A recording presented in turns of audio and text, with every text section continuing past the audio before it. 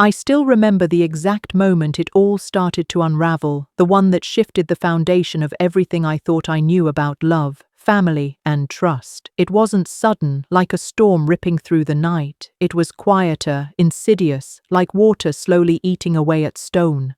They hurt me, yes, but at the time, I couldn't even fully articulate how deeply. It wasn't just a betrayal. It was the way someone you gave your heart to could turn it into a weapon without even trying. My mother always told me that forgiveness was a bridge, a way to heal, but she never warned me that the bridge sometimes feels like walking across a tightrope over jagged cliffs, with every step shaking beneath you. I wasn't ready then. I didn't want to be ready. I wanted the hurt to make sense. I wanted to understand why the people I trusted most, the ones I thought were unshakable pillars in my life, could crumble so completely around me. I suppose it began when I was 15.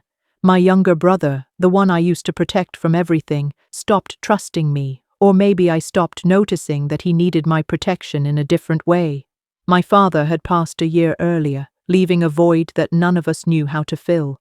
My mother buried herself in work, taking long hours to avoid the house, and the quiet corners of our home became charged spaces where tension lingered like an uninvited guest. I tried to be strong, tried to carry us through that first winter without complaint. I cooked meals, did laundry, kept track of bills, and even made sure my brother's homework was done. In return, I expected, at the very least, respect, or maybe acknowledgement.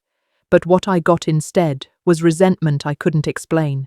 He blamed me for things I didn't understand at the time. He blamed me for not being enough, and somehow, over the years, his little sharp words became a habit of mine to bear quietly, as if endurance could make it go away.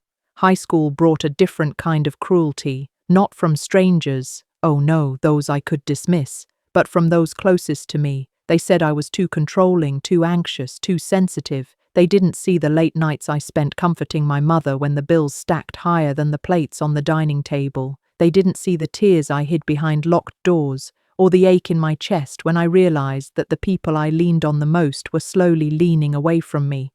I began to withdraw, not because I wanted to, but because I had no choice. Every effort to reach them felt like walking through glass, slicing myself open with each attempt. I wanted to scream, to yell, to demand recognition for all the sacrifices I had made, but I didn't. I learned early that pain didn't require an audience. It only demanded survival. College gave me freedom, yes, but it didn't erase the echoes of the hurt. I moved hundreds of miles away into a dorm room that smelled like bleach and new beginnings. I made friends, learned how to cook meals for one, and discovered the thrill of being seen, not for what I did for others, but simply for who I was.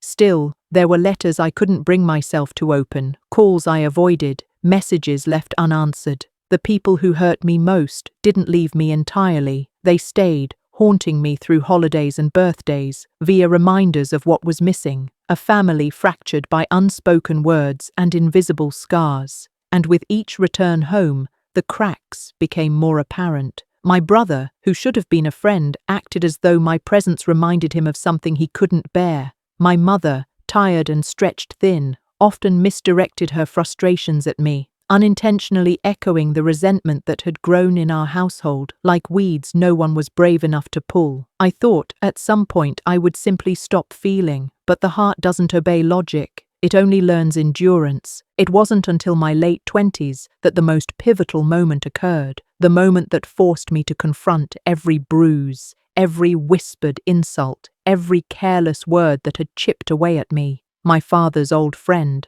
someone who had always known me as a child, came into town and asked to meet. Over tea in a quiet cafe, he looked at me with those same eyes I remembered from when I was 10, and he said something that cut through the fog of resentment like a lighthouse through a storm. "You've carried too much.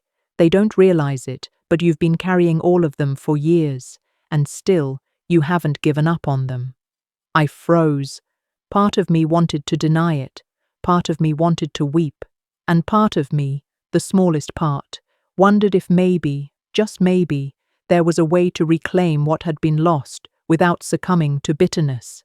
That's when I started to write letters, not to send, not yet, but to release what had been buried in my chest for so long. I wrote to my brother first, describing the childhood we shared, the laughter that had been overshadowed by arguments, and the invisible chains I felt he had fastened around my heart. I didn't accuse, I described. I didn't plead, I explained. I poured into those letters the same patience I had learned from surviving years of subtle betrayals, of being underestimated, overlooked, and dismissed. When I finished the first draft, I realized something profound. Forgiveness didn't mean forgetting, and it didn't mean condoning. It meant reclaiming my peace before anyone else could take it from me. It was a bridge for myself, not them. The next letters were harder.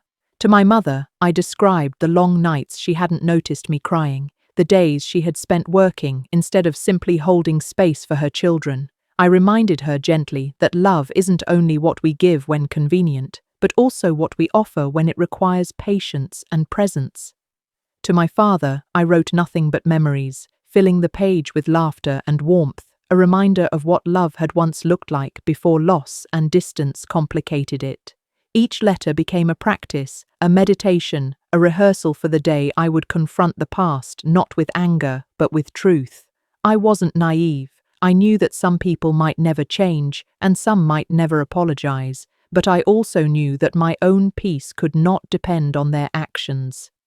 The act of writing became a ritual, a slow peeling away of old layers, revealing the core of resilience that had carried me through years of subtle violence disguised as love.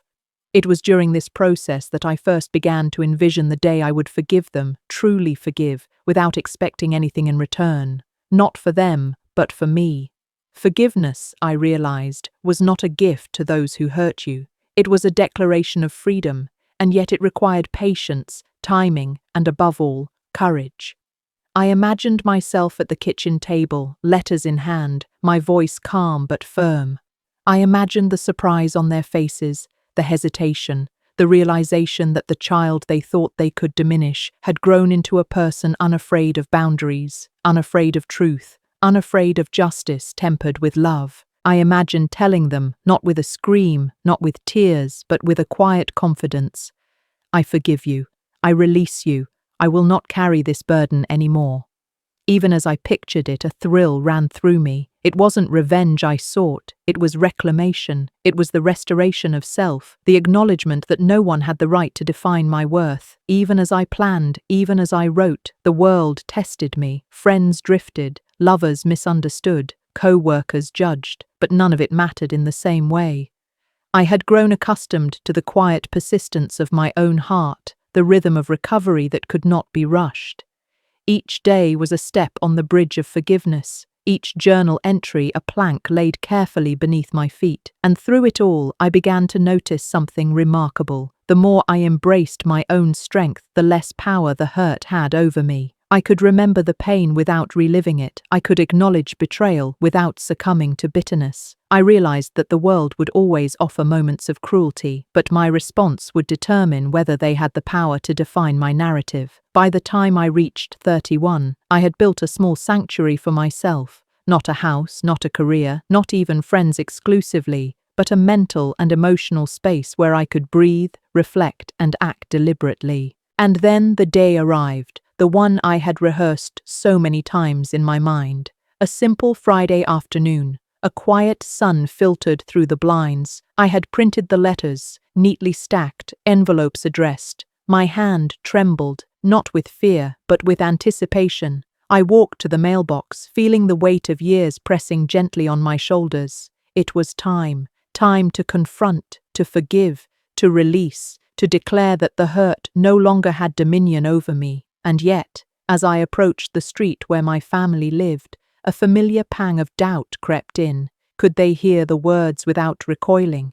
Could they absorb the truth without anger? Or would my gesture of reconciliation be mistaken for weakness? I reminded myself. Forgiveness is not for the approval of others. It is for the survival of the soul. I knocked on the door with a resolve I hadn't known I possessed. Each tap felt louder than it should, echoing inside me as though announcing not just my presence, but the decades of buried hurt that had brought me here. My brother answered, his eyes flicking with surprise, suspicion, something almost unreadable. I handed him the envelope, feeling the weight of years pass silently between us.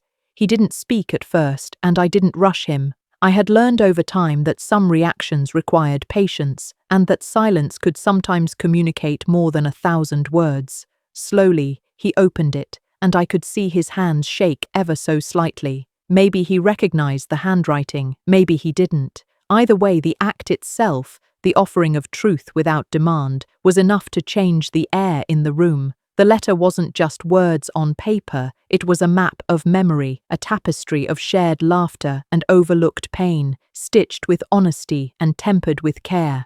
I had described the arguments of our childhood not to blame, but to illuminate, to show that I had seen the patterns and understood them. I had described the moments of connection we had shared, playing in the yard until dusk, secret jokes, whispered dreams in the middle of the night, so he could remember the person I had always been, the bond we had, even if it had been strained. I had closed with a statement of forgiveness, not dramatic or theatrical, but gentle. I release you not because you asked me to, but because I need to be free. I hope one day you can forgive me too, if there is anything I ever did that hurt you. He read the words slowly, his gaze flicking up at me once or twice, uncertain. The room felt suspended, as if the clock itself had paused, holding its breath. I remembered the nights I had spent wondering if he would ever acknowledge my pain. I remembered the evenings I had cried silently, feeling the absence of his support like a physical weight, and now, here he was, holding the truth in his hands, confronted with something he hadn't known he needed to see. I wanted to speak, to guide him through it, but I stayed quiet. I had learned that forgiveness often required stillness, that rushing the process could shatter it before it even began. After what felt like an eternity, he spoke. His voice was low, hesitant, tinged with a vulnerability I hadn't heard in years. I didn't know. His words faltered, but the pause that followed was meaningful. I nodded, letting him continue. He spoke of his own regrets, of moments where he had misunderstood me, resented me, even envied me without fully realizing it. His admission wasn't complete, it wasn't fully formed, but it was a start, and in that start, I found a quiet hope. The bridge I had built with my words had begun to bear weight. It wasn't perfect, it wasn't finished, but it was there. He looked at me, really looked, and I saw the flicker of recognition, not just of who I was, but of what we had lost together. And in that flicker, I found the courage to release the last of my own bitterness. The process with my mother was different. She had aged, of course, as we all had, and the lines on her face told stories of her own battles and sacrifices. I handed her the letter with the same calm resolve, though my heart thumped with a different rhythm. Where my brother's eyes had been cautious, hers were guarded. She had always been proud, fiercely protective, and fiercely independent. Admitting fault was never easy for her. I watched as she unfolded the paper, and as her eyes traced each line, I saw the first subtle cracks in her armor. There was a pause, a deep inhale, and then tears, quiet, trembling, a release she had withheld for far too long. I didn't realize, she whispered, almost to herself. I reached out, placing a hand over hers, not to comfort, but to accompany, to share the acknowledgement of our mutual humanity. The act of forgiveness, even though it was my choice, had begun to ripple outward, touching the people who had hurt me and, perhaps, who had hurt themselves most. It was astonishing how transformative this simple act could be. The hurt that had seemed permanent, etched into the very walls of our shared history, began to shift. Not instantly, not miraculously, but in ways subtle and undeniable. Conversations flowed differently, silences softened, laughter returned with a gentleness I hadn't realized I had missed. I began to understand what my mother had meant when she spoke of forgiveness as a bridge. It wasn't a single, sweeping gesture. It was a series of deliberate steps, each one fragile yet sturdy, each one demanding courage and patience. Each time I chose to forgive, I laid another plank, careful and thoughtful, watching it hold under the weight of my own history and theirs. And yet, even as the family healed, I knew that the journey was far from over. Forgiveness is rarely linear. There were days when old wounds resurfaced unexpectedly, when anger or resentment crept back into my mind, uninvited but persistent. On those days, I would return to my letters, not as reminders of betrayal, but as anchors of resilience. I would read the words I had written, feel the strength that had carried me through years of emotional turbulence, and remember why I had chosen this path. Forgiveness, I realized, was less about absolving others of responsibility and more about reclaiming the narrative of my own life. It was about deciding each day that I would not allow pain to dictate my happiness, my relationships, my sense of self. In the months that followed, I noticed shifts not just in my family, but in myself. I became more patient, more empathetic, more attuned to the nuances of human behavior. I learned to distinguish between temporary lapses in judgment and deeper patterns of harm. I began to advocate for myself in ways I hadn't before, setting boundaries with a quiet authority that surprised even me. And the most remarkable discovery was that the act of forgiving did not weaken me, it strengthened me. It gave me clarity, resilience, and a profound sense of freedom. The people who had hurt me were no longer rulers of my emotional kingdom. I was, and in that sovereignty, I found peace. But even as I flourished, I did not forget. Memory is a powerful teacher, and the echoes of past pain remained, not as chains, but as guides. I remembered the nights I had cried alone, the words that had cut deeply, the moments of misunderstanding that had shaped my journey. And I honored them, not by clinging to resentment, but by acknowledging their impact and using it to cultivate compassion. Compassion for others, yes, but most importantly, compassion for myself.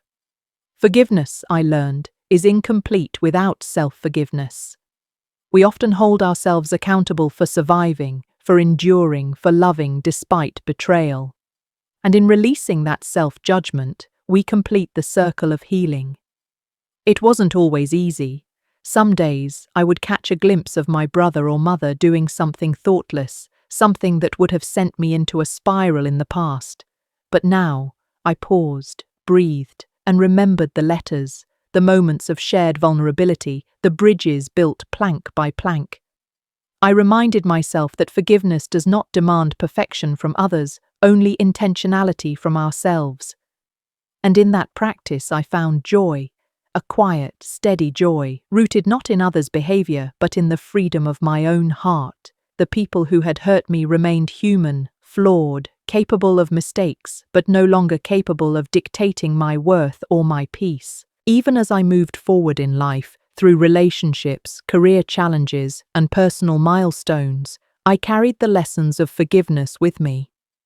I approached conflicts with a measured understanding, aware that hurt is inevitable, but that it need not be permanent. I nurtured relationships differently, with greater awareness of reciprocity, empathy, and the delicate balance between honesty and care. And when new challenges arose, I faced them with the quiet confidence of someone who had walked through fire, who had been wounded deeply, and who had emerged not hardened, but tempered, not bitter, but resilient.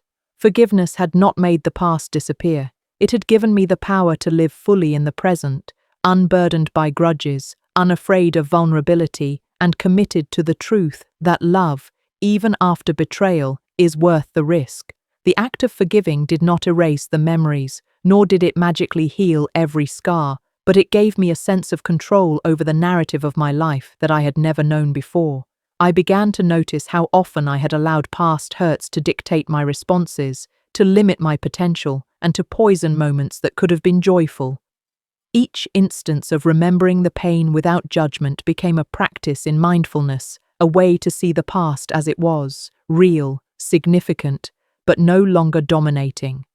It was a paradox I had struggled to accept, that I could remember the hurt vividly, yet choose not to be enslaved by it. In that paradox lay the true essence of forgiveness, the freedom to honor the past while refusing to let it govern the future. I found myself reflecting on the moments that had shaped my willingness to forgive. It wasn't a sudden epiphany, but a gradual accumulation of understanding.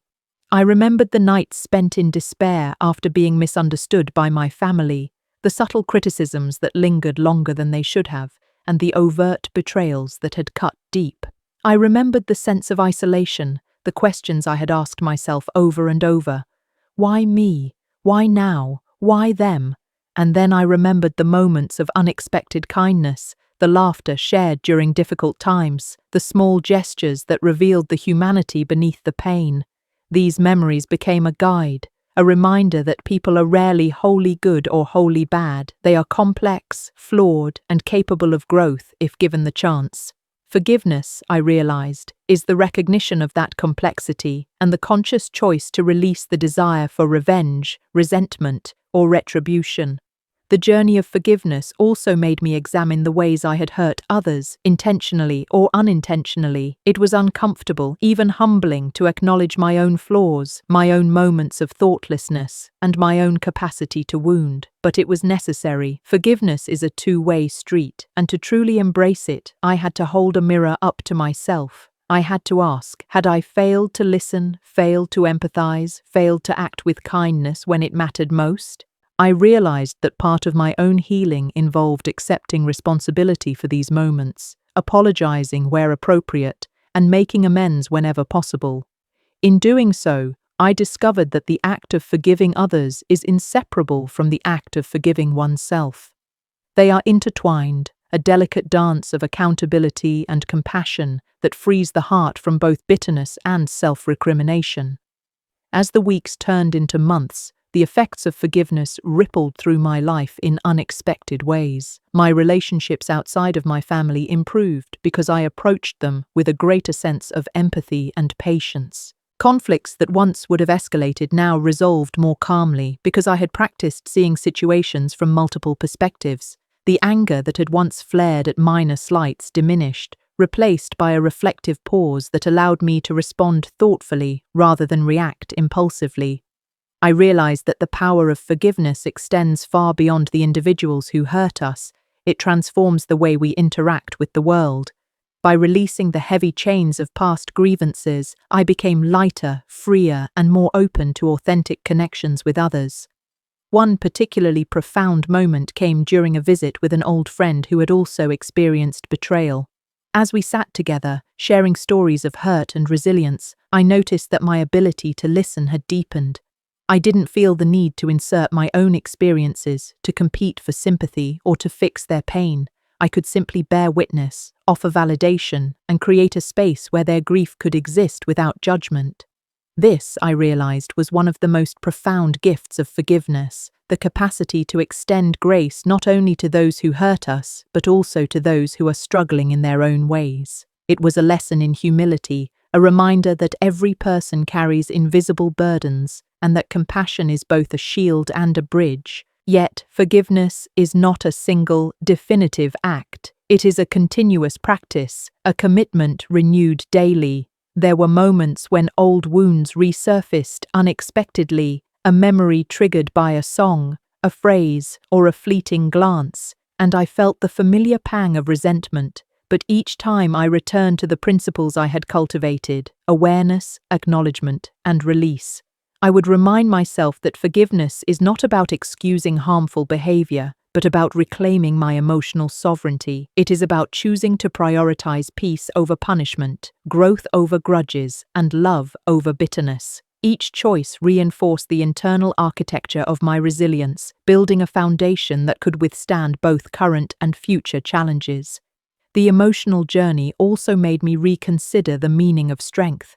For so long I had equated strength with endurance, with silently bearing the weight of injustice, with suppressing vulnerability. But I discovered that true strength lies in courage, the courage to face the hurt, to acknowledge the pain, and to extend compassion despite it. It is the courage to open the heart when the instinct is to shut it down, to speak the truth when it feels dangerous, and to offer forgiveness when the impulse is to retaliate. This courage is not always visible or celebrated, but it is transformative. It reshapes character, deepens empathy, and cultivates an inner peace that is impervious to external turmoil. I also began to understand the subtle, quiet ways that forgiveness transforms daily life. Tasks that once felt burdensome became lighter because I was no longer carrying the invisible baggage of resentment. Conversations became more fluid because I no longer approached them with suspicion or defensiveness. My thoughts, once crowded with what-ifs and grievances, found room for clarity and creativity.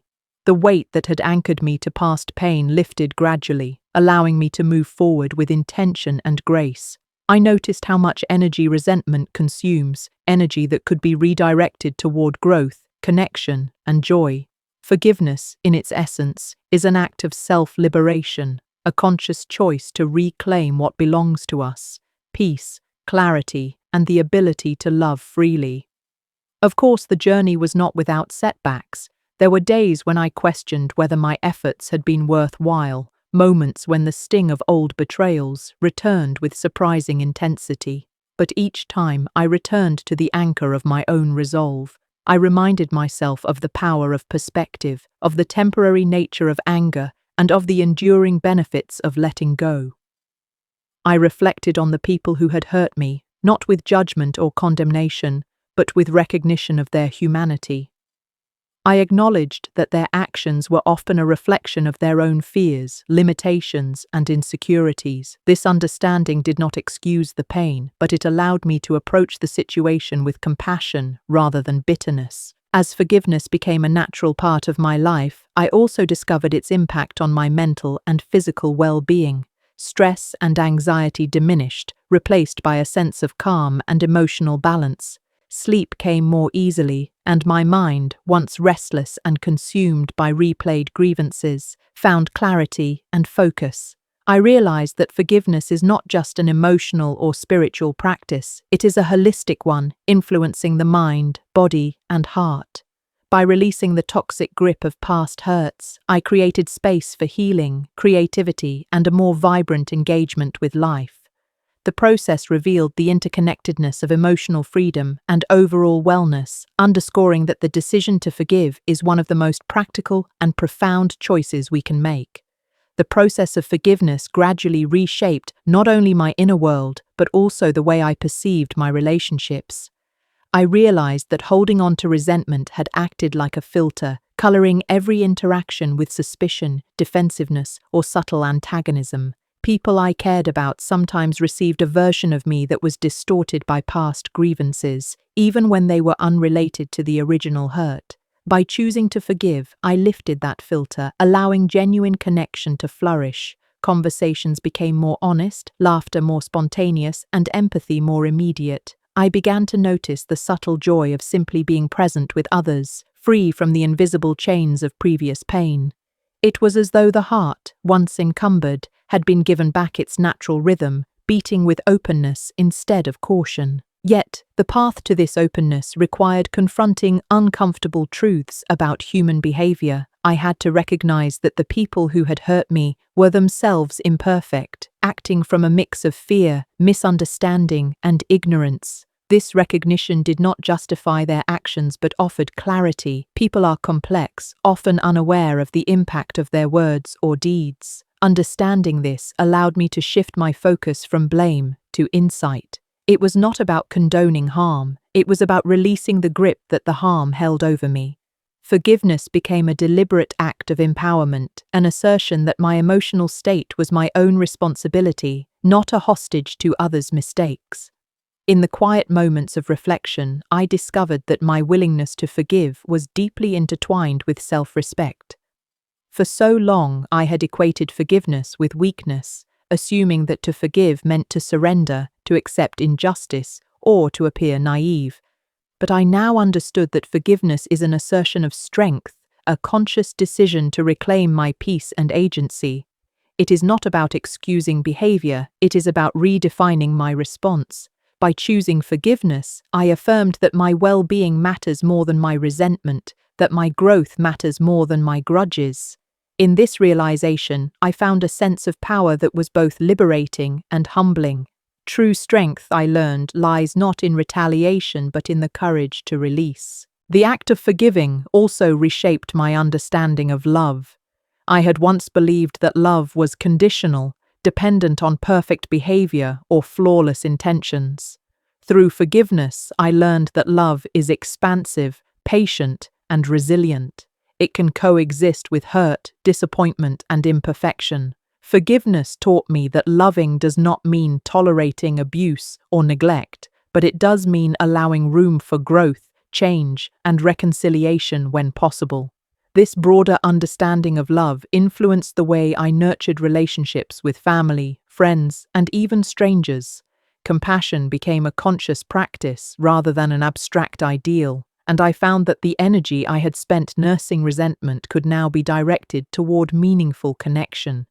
There were moments when the journey felt lonely. Not everyone around me understood or supported my decision to forgive. Some questioned my motives, suggesting that I was being naive or too soft. Others projected their own bitterness, assuming that if they could not forgive, I could not either. In these moments, I had to rely on internal validation rather than external approval. Forgiveness, I realized, is a deeply personal journey that cannot be measured by others' standards. It is an act of self-alignment, a conscious choice to live in harmony with one's values rather than in reaction to others' expectations. Each step forward reinforced my inner compass, guiding me through the complexities of human relationships and the inevitable challenges of empathy. The emotional liberation that forgiveness offered also opened the door to creativity and personal growth. Without the constant background noise of resentment, my mind became clearer, my focus sharper, and my capacity for innovation stronger. I began to pursue projects, hobbies, and ideas that I had previously shelved, held back by the weight of emotional baggage. This newfound freedom extended to my professional life as well. Decisions that had been clouded by insecurity or fear became more deliberate and grounded. I discovered that forgiveness is not only a tool for emotional healing, but also a catalyst for transformation, allowing dormant potential to flourish once unburdened by past grievances. One of the most surprising effects of forgiveness was its ripple effect on my daily interactions. I noticed that small annoyances, interruptions, misunderstandings, minor conflicts, no longer triggered disproportionate reactions. My responses became measured, intentional, and informed by compassion rather than defensiveness. It was as if the energy I had invested in harboring resentment had been redirected toward patience, understanding, and presence. I realized that forgiveness is not a singular act, but a continuous practice, influencing even the most mundane aspects of life. Each day presented opportunities to choose grace over bitterness, and with each choice, the habit of forgiveness became more ingrained, more natural, and more transformative. Forgiveness also deepened my connection to empathy. By reflecting on the flaws, fears, and limitations of those who had hurt me, I began to recognize similar patterns in myself. I understood how easily my own words or actions could inadvertently wound others, even when intention was absent. This insight nurtured a more compassionate relationship with myself, reducing self-criticism and fostering self-acceptance. In turn, my interactions with others became more forgiving, more understanding, and more nurturing. The cycle of empathy and forgiveness reinforced itself, creating a positive feedback loop that enhanced both personal well-being and relational harmony. The journey, however, was not linear. There were setbacks, moments when old wounds resurfaced with unexpected intensity, testing the resolve I had built. A phrase, a gesture, or a memory could trigger the familiar pang of bitterness, reminding me that forgiveness is not an endpoint, but a continuous practice. During these times, I returned to reflection, meditation, or journaling, tools that had supported my progress from the beginning. I reminded myself that setbacks were not failures, but opportunities to deepen understanding, to reinforce commitment, and to practice resilience. Each instance of returning to forgiveness strengthened my resolve, proving that true liberation is a journey rather than a destination. Through this ongoing process, I also realized the importance of boundaries. Forgiveness does not imply unlimited tolerance or blind acceptance. It does not require maintaining harmful relationships or subjecting oneself to repeated pain. Instead, forgiveness allows one to set healthy boundaries with clarity and compassion. It enables discernment, recognizing when to engage, when to distance, and when to protect one's well-being without harboring anger. This balance between openness and protection is essential for sustainable emotional health. By integrating forgiveness with self-care and boundary setting, I found a stability that neither bitterness nor avoidance could provide. Ultimately, forgiveness revealed itself as a profound teacher. It taught me patience, resilience, empathy, and the subtle art of releasing control. It taught me that life's most significant lessons are often embedded in pain and disappointment, waiting to be unlocked through conscious reflection and conscious choice. By embracing forgiveness, I gained not only emotional freedom, but also a deeper understanding of myself and others. I learned that to forgive is to acknowledge the past without surrendering to it, to honor the pain without letting it define the present, and to cultivate hope even when trust has been broken. It is a dynamic, ongoing commitment to living with integrity, compassion, and courage. The more I practiced forgiveness, the more I noticed the subtle shifts in my perception of time and memory. Past hurts, which had once played like vivid films on a loop in my mind, began to soften at the edges. Memories of betrayal, neglect, or harsh words no longer commanded the same emotional intensity. Instead of triggering anger or sorrow automatically, they became reference points, lessons embedded in the narrative of my life. This change did not erase the pain, nor did it pretend that the experiences were inconsequential. It simply allowed me to engage with them without being consumed.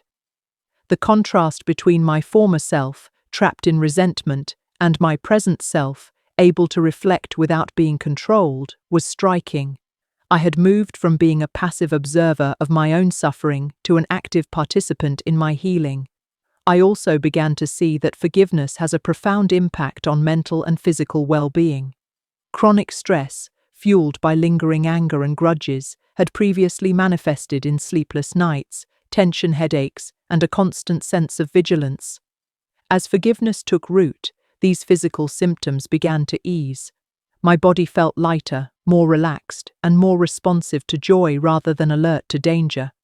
This physiological relief reinforced the emotional and cognitive benefits, creating a holistic sense of renewal. It was as if by releasing the emotional weight of resentment, I had cleared space not only in my mind but also in my body, making room for vitality, creativity, and genuine engagement with life. The practice of forgiveness also brought clarity to my moral and spiritual compass. I realized that resentment had often blinded me to nuance, reducing complex human experiences to simple binaries of right and wrong, friend and enemy, innocent and guilty. Forgiveness invited complexity, encouraging me to see shades of gray in every situation. It allowed me to recognize the factors that influence human behavior, including fear, insecurity, upbringing, and societal pressures. While this did not excuse harmful actions, it allowed for a more nuanced understanding and a gentler judgment.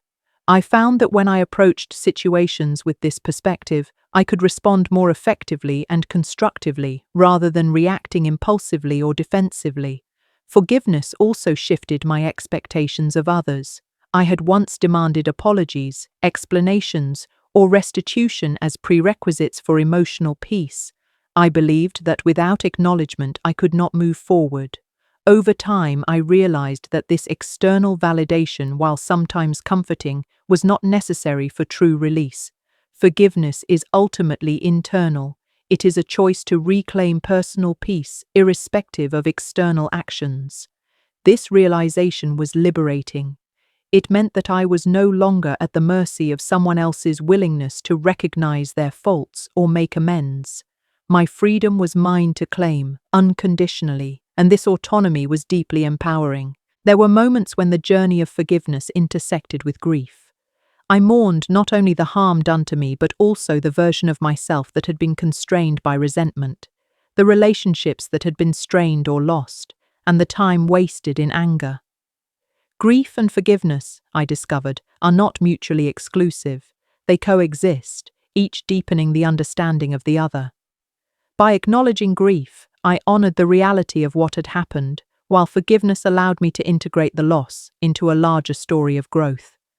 This duality brought a richness to my emotional life, transforming pain into a source of wisdom rather than an obstacle. The ripple effects of forgiveness extended into unexpected areas of my life. I noticed that I was more patient with strangers, more compassionate toward minor annoyances, and more willing to extend grace in situations that previously would have provoked irritation. The act of forgiving those who had caused deep harm had refined my ability to navigate daily challenges with calm and clarity. Small kindnesses, moments of understanding, and acts of generosity became easier, more natural. It was as though the emotional muscles I had developed through forgiveness had strengthened my capacity for empathy across the board, enhancing both personal satisfaction and social harmony. In reflecting on the people I had forgiven, I recognized that forgiveness often operates in silence. It is not always announced or declared. It does not require an audience or acknowledgement. Often it is a private, internal negotiation, a choice made quietly and consistently. This aspect of forgiveness was both humbling and empowering. It underscored that the act is about transformation rather than recognition, growth rather than reward. By embracing this quiet power, I discovered that the most profound changes in life often occur away from external validation, in the inner chambers of reflection, intention, and choice. The practice of forgiveness also revealed its role in resilience. Life inevitably brings challenges, disappointments, and conflicts.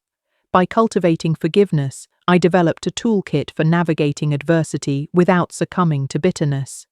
I learned to approach difficulties with a mindset of curiosity and problem-solving, rather than as threats that demanded defensive aggression or withdrawal. Forgiveness became a stabilizing force, helping me maintain equilibrium in turbulent times. It was not a shield from pain, but a means of engaging with pain constructively, preserving energy for growth and action rather than for perpetuating suffering. Interestingly, the journey of forgiveness illuminated the dynamics of power and control in human relationships. I realized that resentment often gives undue power to those who have wronged us. By clinging to anger, we allow others' actions to dictate our emotional state, effectively surrendering autonomy. Forgiveness, conversely, restores power, placing the responsibility for emotional well-being squarely in one's own hands. This shift is radical in its simplicity. It turns the focus inward, emphasizing agency and choice over blame and retribution. By reclaiming this power, I felt less like a victim and more like an architect of my own life, capable of navigating relationships and challenges with intentionality. The act of forgiving also brought me closer to understanding humility. It reminded me that everyone is fallible, including myself. Acknowledging my own mistakes and limitations became easier in the context of forgiving others, creating a mutual sense of humanity. This humility did not equate to weakness. Instead, it fostered strength through self-awareness, emotional intelligence, and ethical clarity. It allowed me to relate to others with authenticity rather than pretense, deepening bonds and fostering trust. By embracing forgiveness, I cultivated a life grounded in reality rather than illusion, connection rather than isolation. Finally, forgiveness reshaped my vision for the future. It freed me from the gravitational pull of past pain, opening space for hope, purpose, and intentional living. No longer burdened by grudges, I could pursue aspirations with clarity and energy. Relationships could be built on genuine presence rather than conditioned responses. The emotional capacity I had reclaimed became a resource for creativity, love, and growth. Forgiveness, in its truest sense, became a foundation for the life I wanted to lead, a life of authenticity, resilience, and compassion. Forgiveness is not a one-time event. It is a process that unfolds over time, often in unpredictable ways. I discovered that even after making a conscious decision to forgive, remnants of anger and disappointment could resurface unexpectedly. A word, a gesture, or even a memory could stir old feelings, reminding me that the journey was ongoing. This cyclical nature of forgiveness was not a failure, it was an integral part of the process. Each resurgence of emotion became an opportunity to practice patience with myself, to reaffirm my choice to let go, and to deepen my understanding of what it truly means to forgive. The contrast between the ease I felt in moments of calm and the turbulence of unexpected triggers highlighted the complexity of human emotion, revealing that forgiveness is dynamic, not static. I began to notice how my perspective on justice shifted as I continued to forgive. Where I had once equated justice with punishment, accountability, or revenge, I came to see it as alignment, an internal harmony rather than an external judgment. Forgiveness did not negate accountability, rather, it allowed me to approach justice from a place of clarity and fairness, unclouded by lingering resentment. I realized that demanding retribution often prolonged suffering, while cultivating understanding and empathy created the conditions for genuine resolution. This was not about excusing wrongdoing, but about refusing to let it define my emotional state. True justice, I discovered, is inseparable from personal liberation, and forgiveness is the vehicle that carries one toward it. In reflecting on the people I had forgiven, I noticed that some had changed, some had not, and some would never acknowledge their actions. This truth was initially unsettling, but it became a crucial insight. Forgiveness is not contingent on the other person's growth, apology, or awareness. It is an act of self-liberation. By relinquishing the expectation of change, I freed myself from dependence on external circumstances for my peace. The realization was empowering. It reaffirmed that I am the architect of my emotional life, capable of cultivating serenity regardless of the choices or behaviors of others. This autonomy reinforced the depth of forgiveness, highlighting it as an act of strength rather than weakness. The journey also revealed the importance of self-compassion in forgiveness. I had often been harsh with myself, replaying my own mistakes and perceived inadequacies alongside the harm done by others. By embracing forgiveness externally, I gradually learned to extend it inward, recognizing my own imperfections, forgiving my lapses, and treating myself with kindness became essential elements of the process. This duality, forgiving both others and myself, created a profound sense of balance. Self-compassion reinforced resilience, nurtured emotional intelligence, and cultivated a foundation upon which healthy relationships could thrive. Without it, forgiveness risked becoming performative or incomplete, lacking the depth needed for lasting transformation. I also discovered the role of narrative in shaping forgiveness. The stories we tell ourselves about our experiences can amplify pain or foster healing. When I focused on narratives of betrayal, injustice, or victimhood, resentment persisted and grew. When I reframed the stories to emphasize growth, learning, and agency, forgiveness became more accessible. This reframing did not alter the facts of what happened, but it shifted my relationship to them. It allowed me to integrate past experiences into a coherent, empowering life story, rather than allowing them to fragment my identity. By consciously shaping my narrative, I reclaimed control over my emotional landscape, transforming memories of hurt into stepping stones for wisdom and empathy. Forgiveness also deepened my capacity for empathy. As I reflected on the motivations, fears, and limitations that had driven others' harmful actions, I developed a more nuanced understanding of human behavior. This empathy did not diminish the significance of their actions. It contextualized them. By seeing others as complex beings shaped by circumstance, I could respond with insight rather than instinctive defensiveness. This perspective enriched my interactions across all areas of life, from intimate relationships to professional settings. I learned that empathy and forgiveness are intertwined. Understanding fuels release, and release nurtures understanding. Interestingly, the act of forgiving illuminated patterns in my own life. I noticed recurring themes, situations, behaviors, and conflicts that echoed across different relationships. Forgiveness became a tool not only for releasing past harm, but also for recognizing these patterns and making conscious choices to break them.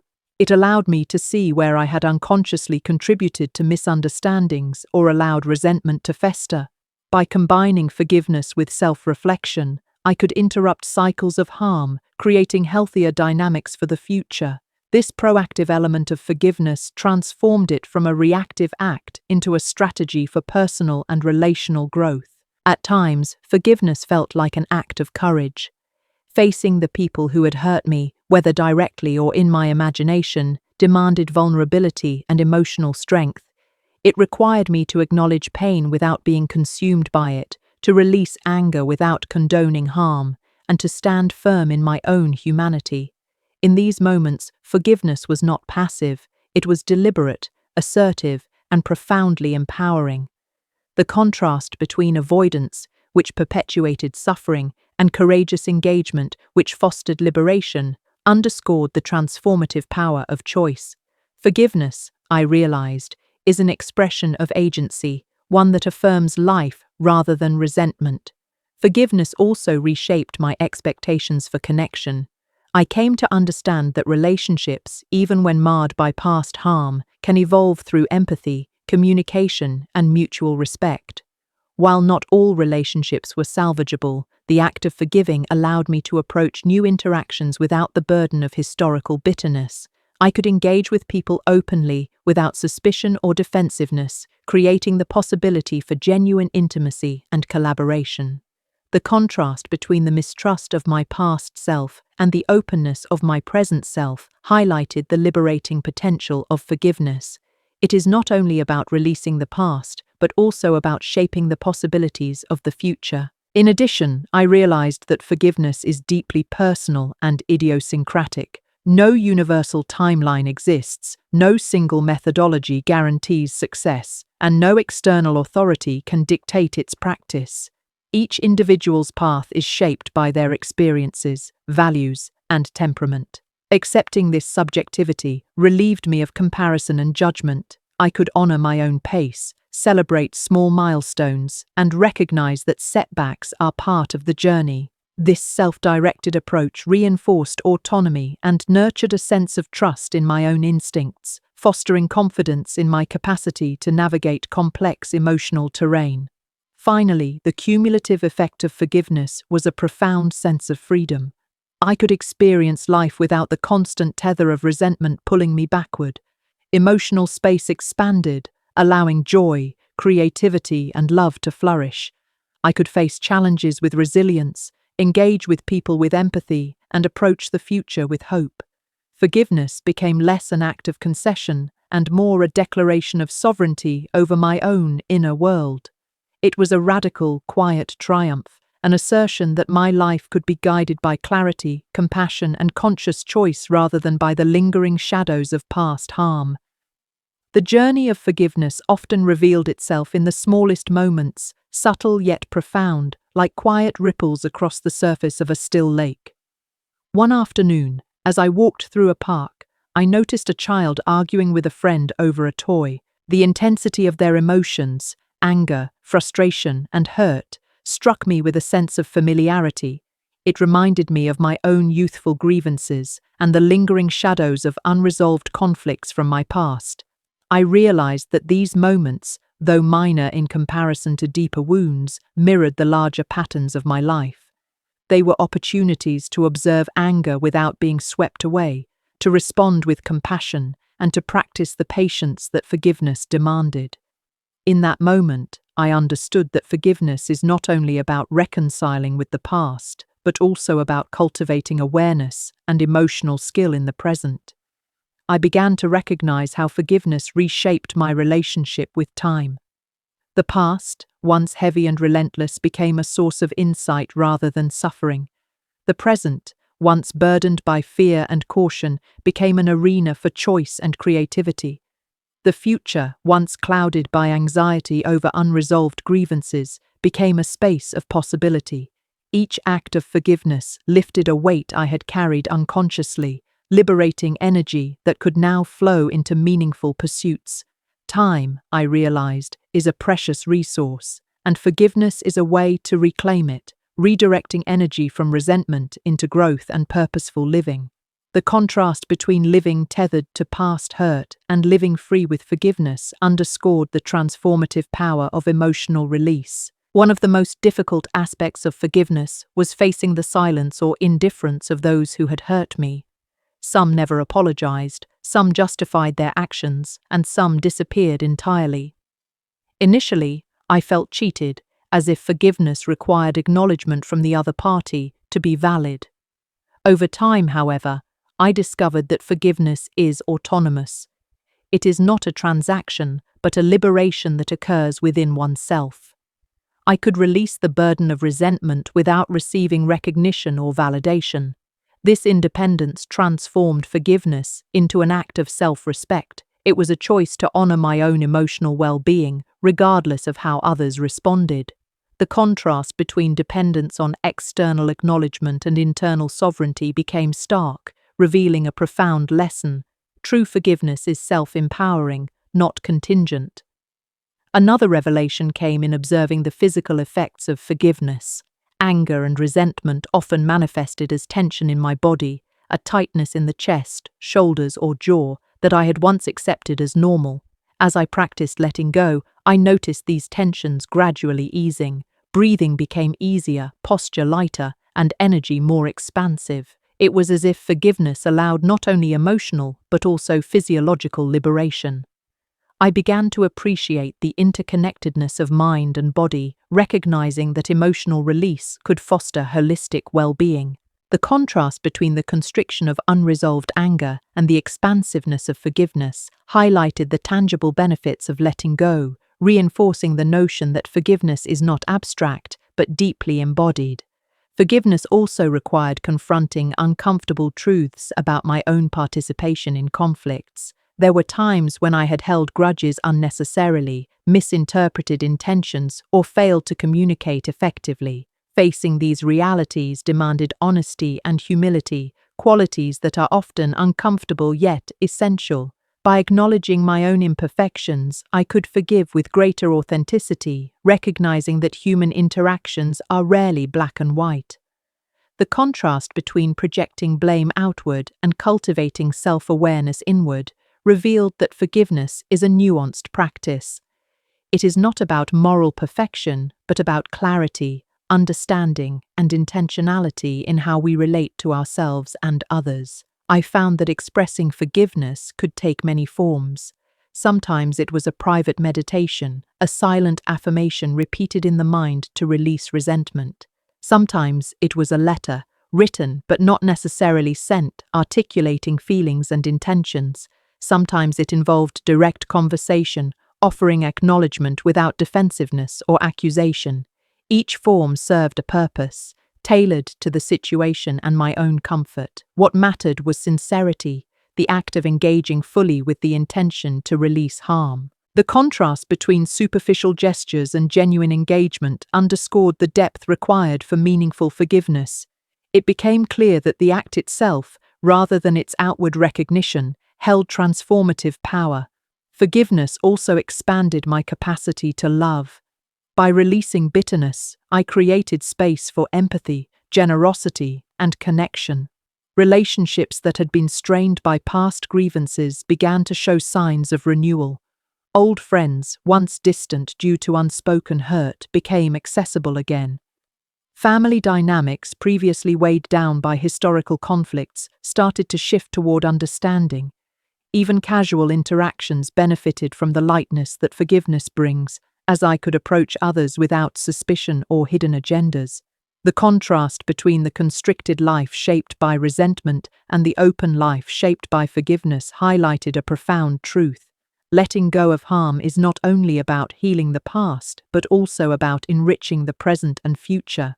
In exploring forgiveness, I also came to understand its boundaries. Forgiving someone does not obligate me to remain in a harmful situation or to tolerate repeated abuse. It is possible to forgive while setting firm boundaries to protect oneself. Recognizing this distinction was empowering.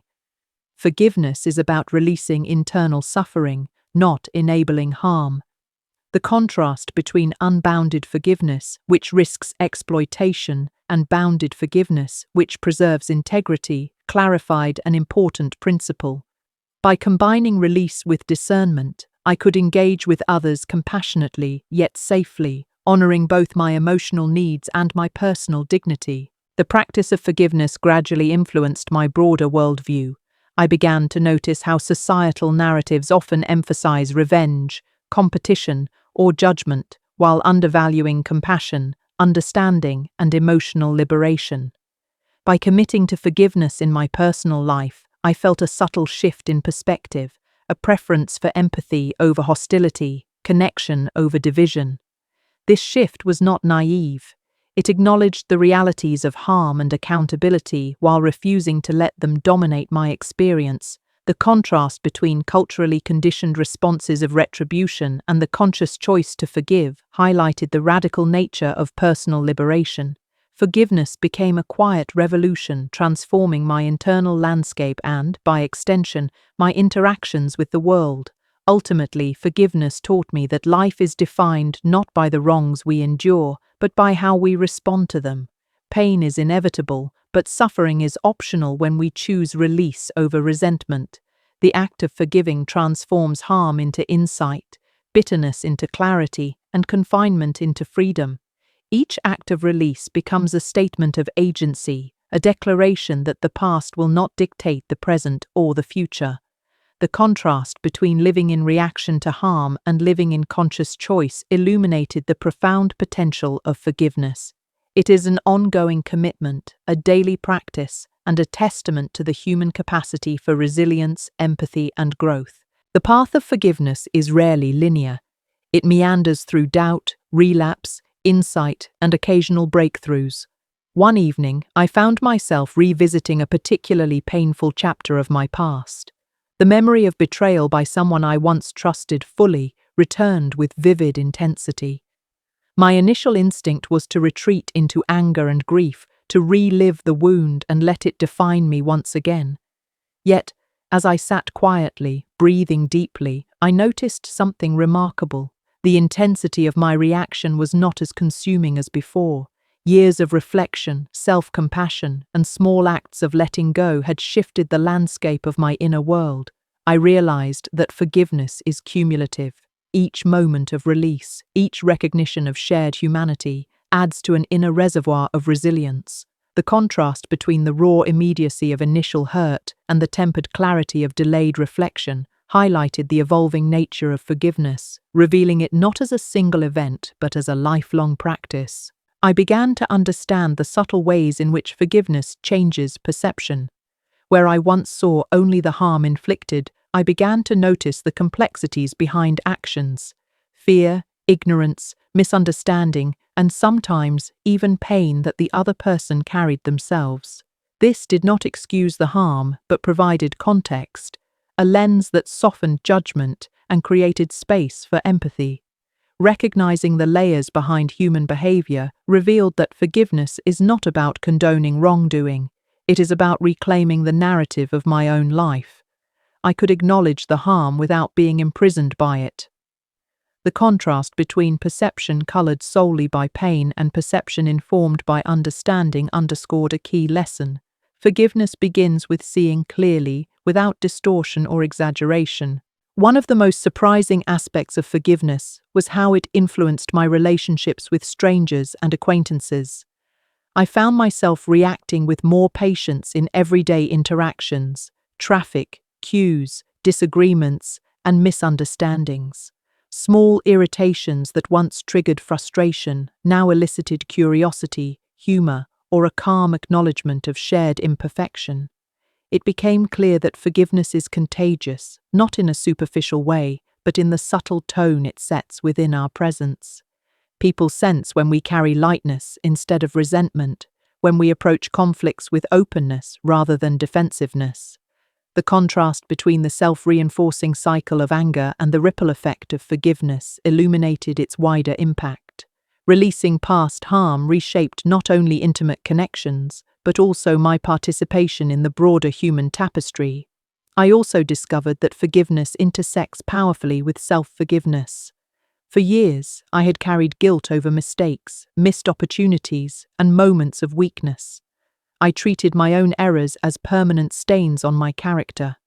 But in the process of forgiving others, I learned to extend the same grace inward.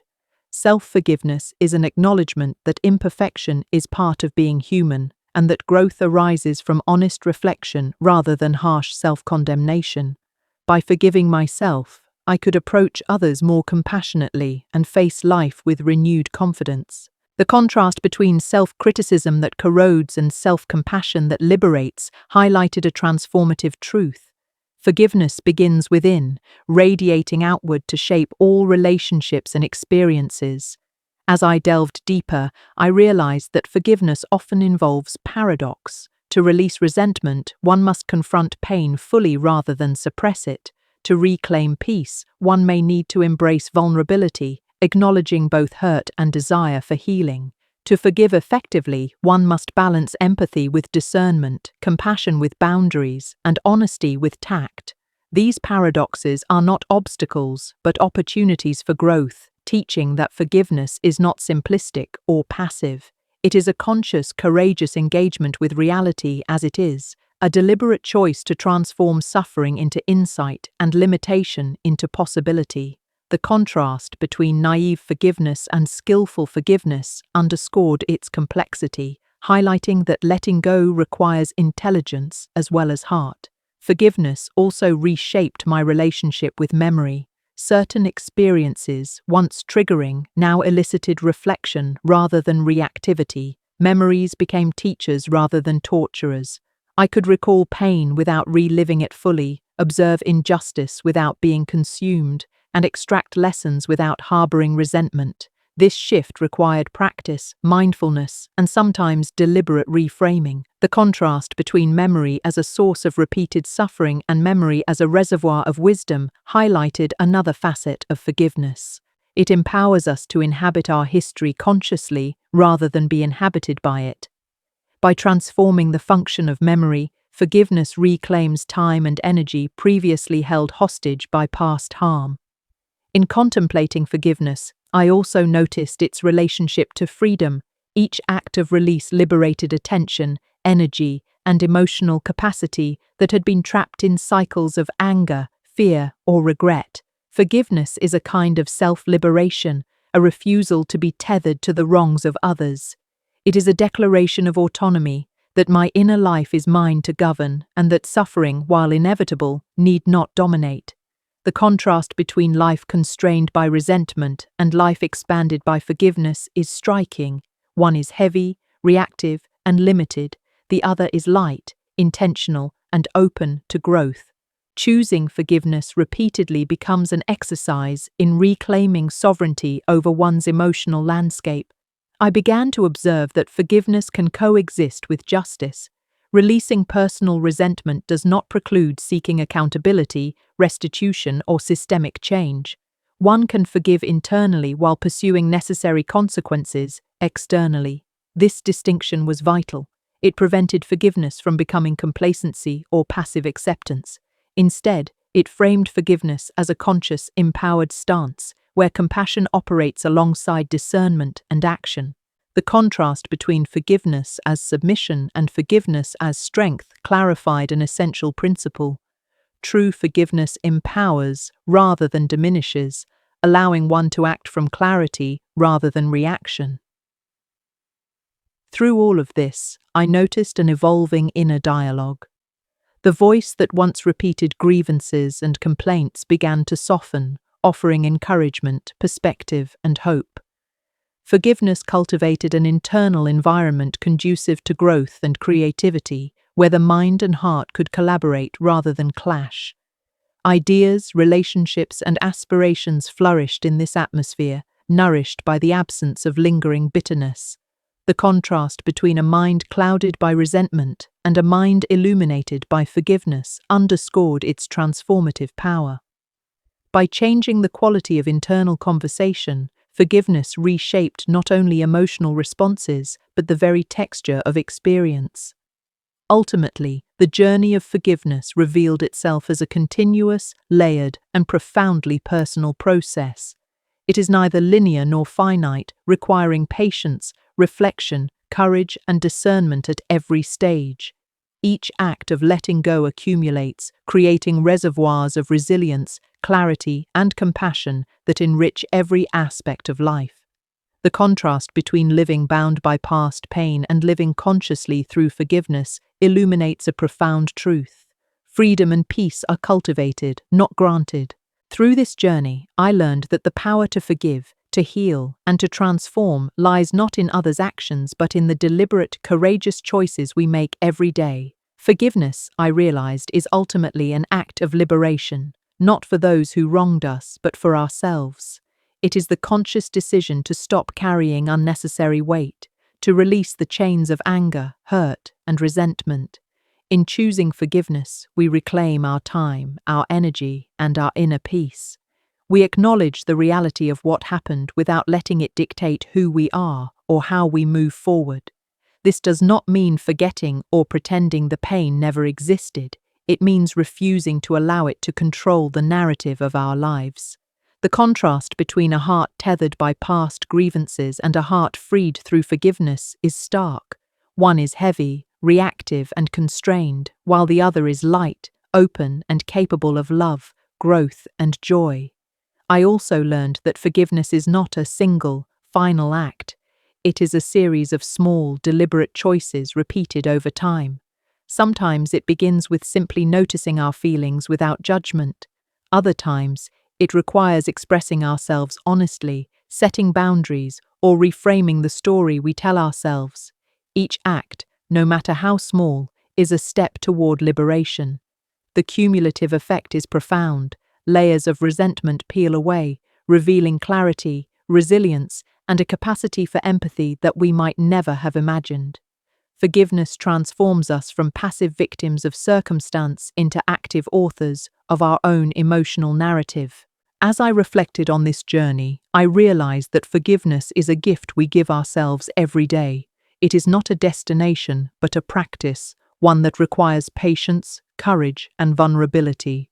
We cannot rush it, demand it, or force it from ourselves or others. But with consistent intention, forgiveness grows stronger, more natural, and more transformative.